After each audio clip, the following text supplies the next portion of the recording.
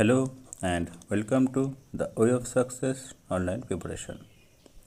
তো আজকে আমি তোমাদের যে চাইল্ড স্টাডিজ এর কিন্তু সাজেশন আমি তোমাদের দেব। তো যারা 2023-25 ব্যাচের আছো তোমরা জানো যে 13th আগস্ট থেকে কিন্তু এক্সাম শুরু হচ্ছে। তো তোমাদের যেটা প্রথম দিনের এক্সাম সেটা হচ্ছে চাইল্ড স্টাডিজ। তো এই চাইল্ড স্টাডিজে কী কী পড়তে হবে সেই জিনিস নিয়ে এখন আমি আলোচনা করব। তার আগে দেখা যাক তোমাদের এক্সামিনেশন ফরম্যাট কী আছে। তো তোমরা প্রত্যেকেই জানো যে তোমাদের হচ্ছে টোটাল 100 মার্কসের পরীক্ষা হবে। তার মধ্যে হচ্ছে 70 হচ্ছে রিটেন, 30 হচ্ছে ইন্টারনাল। এই 70 মার্কস হচ্ছে এইভাবে ভাগ করা থাকে। 1 নম্বরের কোশ্চেন থাকে 20টা, 20 নম্বর। 2 নম্বরের কোশ্চেন 10টা, 20 নম্বর। 7 নম্বরের কোশ্চেন 2টো, 14 নম্বর। 16 নম্বরের কোশ্চেন একটা, 16 নম্বর। আজকে আমি তোমাদের যেটা করবো সেটা হচ্ছে এই যে 7 নম্বর এবং 16 নম্বর এখানে কী কী কোশ্চেন পড়তে হবে সেই নিয়ে আলোচনা করব। তোমাদের একটা কথা বলে রাখি, প্রত্যেকটা পিডিএফ কিন্তু তুমি আমাদের এই টেলিগ্রাম চ্যানেলে কিন্তু পেয়ে যাবে, তার লিঙ্ক ডেসক্রিপশন বক্সে দেওয়া থাকবে। এবার দেখা যাক আমাদের কী কী পড়তে হবে। তো 7 নম্বরে যেগুলো পড়তে হবে সেগুলো হচ্ছে কি, সক্রিয় অনুবর্তন তত্ত্বটি কার, এই তত্ত্বের মূল ধারণা সংক্ষেপে লেখো, ইম্পর্টেন্ট খুবই। নেক্সট, এটাও খুবই ইম্পর্টেন্ট, এটা 7 এবং 16 দুটোর জন্যই কিন্তু খুবই ইম্পর্টেন্ট। খেলার সাথে শিশুর শারীরিক ও সামাজিক বিকাশের সম্পর্ক সংক্ষেপে লেখো। অনেক সময় তোমাদের জিজ্ঞাসা করে যে খেলার সংজ্ঞা কী, খেলার ডেফিনেশন। ঠিক আছে, এগুলো কিন্তু মনে রাখবে। নেক্সট হচ্ছে আত্মবোধ বলতে কী বোঝায়, এর 4টে বৈশিষ্ট্য লেখো। স্কিনারের সক্রিয় অনুবর্তন তত্ত্বের মূল নীতিগুলো বর্ণনা করুন। এগুলো কিন্তু ভালো করে দেখে রাখবে। নেক্সট হচ্ছে প্রচেষ্টা ও ভুল সংক্রান্ত শিক্ষণীয় তত্ত্বটি কার, এই তত্ত্বের 3টে বৈশিষ্ট্য লেখো।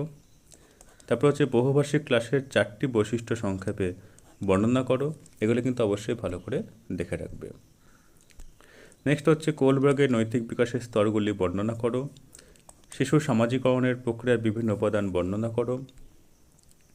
এগুলো 7 নম্বরের জন্য কিন্তু খুব ইম্পর্টেন্ট। বিকাশের 5টি নীতি বর্ণনা করো। থর্নডাইকের মূল নীতিগুলি বর্ণনা করো। এগুলি কিন্তু খুব ভালো করে কিন্তু পড়বে। তারপর হচ্ছে কি, ভাষার উপাদানগুলো কী কী বর্ণনা করো এবং প্রজ্ঞার নির্মিতবাদ বলতে কী বোঝায় আলোচনা করো। ঠিক আছে, এগুলি কিন্তু খুবই ইম্পর্টেন্ট, এগুলি কিন্তু খুব ভালো করে পড়বে। প্রাচীন অনুবর্তন তত্ত্বটি কার, সংক্ষেপে বর্ণনা করো।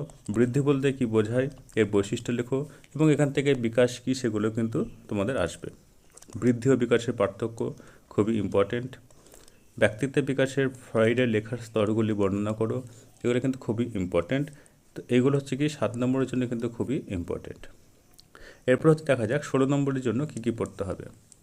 16 নম্বরের জন্য তোমাদের যেটা পড়তে হবে সেটা হচ্ছে নির্মিতবাদ বলতে কী বোঝায়, এটি কয় প্রকার, কী ভাইগোটস্কের মতামত সংক্ষেপে আলোচনা করো। কোলবার্গের নৈতিক বিকাশের স্তরগুলি কী বর্ণনা করো। এগুলো 7 নম্বরেও আসতে পারে, 16 নম্বরেও আসতে পারে। বিভিন্ন কোশ্চেন লেজুর যোগ করে দিয়ে এই যে নাম্বারগুলো কিন্তু আলাদা হতে পারে।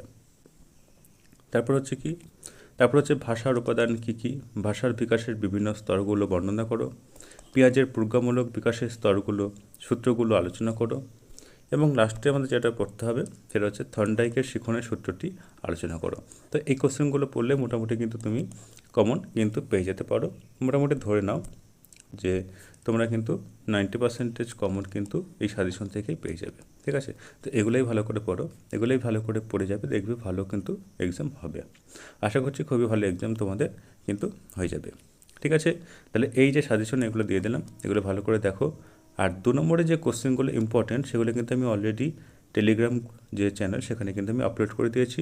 তো 2 নম্বরের কোশ্চেনগুলো কিন্তু একটু দেখে নিও এবং বাংলা, ইংরাজি, ম্যাথ, তারপর এনভায়রনমেন্টাল সায়েন্স প্রত্যেকটার সাবজেক্টে কিন্তু 7 এবং 16 নম্বরের কোশ্চেন কিন্তু টেলিগ্রাম চ্যানেলে আপলোড করা আছে। তোমরা প্রত্যেকে ভালো করে দেখে নাও। ওকে, তো তোমাদের প্রত্যেকেই জানো যে 13 তারিখ থেকে পরীক্ষা, তাহলে ভালো করে কিন্তু অবশ্যই পড়াশোনা করো, ভালো করে কোশ্চেনগুলো দেখো এবং ঠান্ডা মাথায় পরীক্ষাগুলো দিও। So thank you, tata.